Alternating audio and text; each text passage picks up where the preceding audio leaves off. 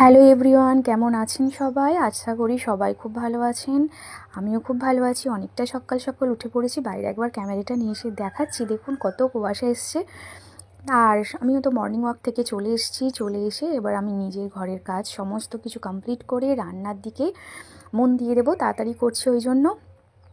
তার আগে একটা কথা শেয়ার করে রাখি, আমি কিছু বছর বা কিছু মাস আগেও আমি মানুষকে প্রচণ্ডভাবে গুরুত্ব দিতাম।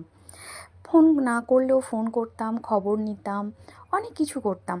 কিন্তু এখন আমি নিজেকে দিয়ে একটা রিয়েলাইজ করেছি যে কেউ যদি তোমাকে এফর্ট দেয় তুমি তাকে এফর্ট দাও, কেউ যদি তোমাকে গুরুত্ব দেয় তুমি তাকেই গুরুত্ব দাও।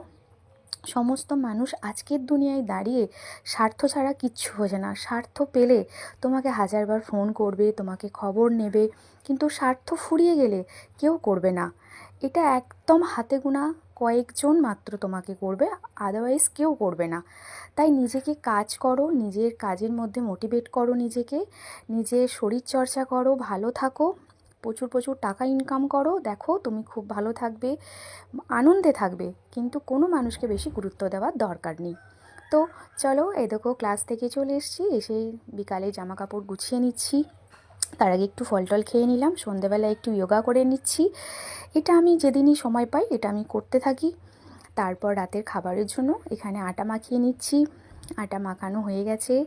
এখানে আমি আলুর দম করব বলে এখানে আমি রেডি করছি। আলুর দমটা কমপ্লিট করে দিয়েছি। রাতের খাবার রুটি, আলুর দম। কেমন ছিল আজকের ব্লগটা জানাবে সবাই। বাই।